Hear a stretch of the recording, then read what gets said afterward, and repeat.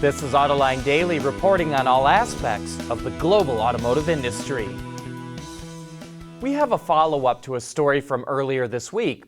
We reported that Nissan wanted to oust the executive who blew the whistle on former CEO Carlos Ghosn, Senior Vice President Hari Nada.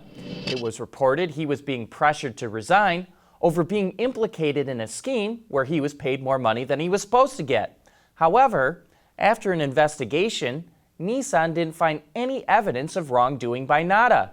Because of that, Nada will remain with the company, but he's being demoted to senior advisor to, quote, avoid undue suspicion. And earlier this week, Nissan named a new CEO, and now its alliance partner Renault is looking for a new leader as well. Reports out of France say that the automaker will replace Chief Executive Thierry Bolloré. Bolloré was once Carlos Ghosn's right-hand man, and Renault wants to distance itself from the former executive's financial misconduct. A proposal to oust Bolloré could happen as soon as next week. Consumer Reports tested Tesla's Smart Summon feature that launched at the end of September on its own Model 3, and it has several critiques of the system.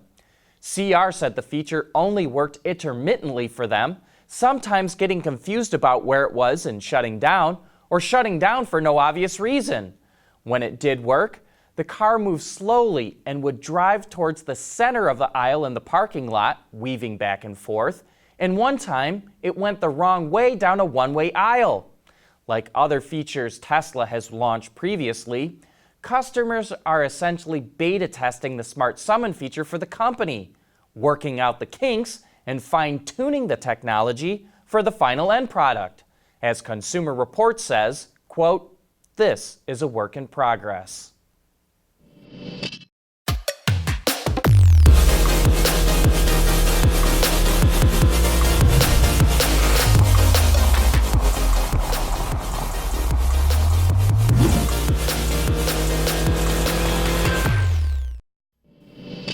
Rolls-Royce is on the rise. It set a sales record in 2018, and it's on pace to top that this year.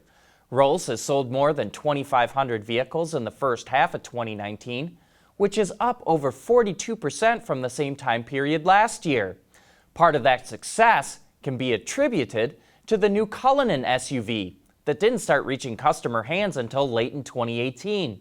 According to Wards, 400 Cullinans have been sold through the first 5 months in the U.S., which happens to be Rolls' biggest market.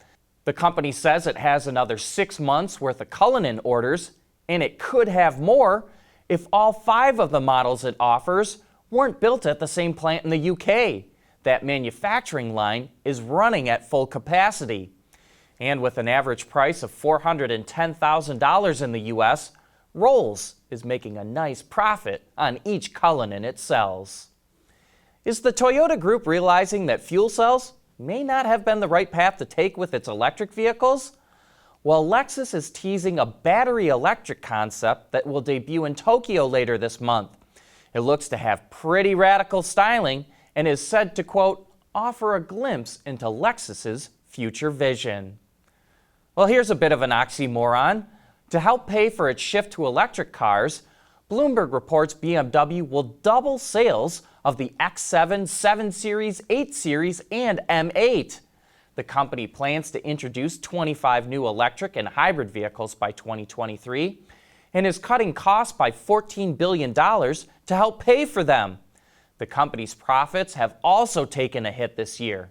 Its second quarter operating profit dropped 20%, so to raise the cash it needs, BMW is going to boost sales of its profitable gasoline-powered vehicles to pay for its EVs. Autoline Daily is brought to you by Bridgestone Tires. Your journey, our passion. Spanish automaker SEAT, which is part of the VW group, is showing how drones can help improve safety. In its demonstration, a drone flies ahead of a connected vehicle and sends back information about what's ahead. The drone captures and sends a picture via the cellular network to a multi-axis edge computing or MEC server, which scans the image for things like bicyclists or other cars. If something is detected, An alarm is sent to the instrument cluster in the vehicle so the driver can be ready to take action. According to the 5G Automotive Association, the implementation of 5G cellular technology can reduce the risk of accidents by 69% due to the fast speeds at which it can transfer data. Well, we're hoping there's a big Chevrolet Corvair fan somewhere out there. Autoline viewer Matthew Gamsick saw this car at the side of a hiking trail he frequents.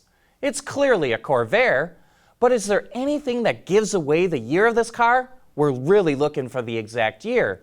Or has it all been bashed away by those rocks? Let us know what you think in the comments section. And a programming note, there isn't a new Autoline After Hours today, but John and Gary will be back next week, and it's a show you're probably not going to want to miss because our special guest is Bob Lutz.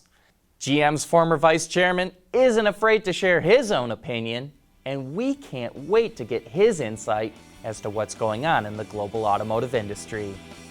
That's it for today. Thanks for watching.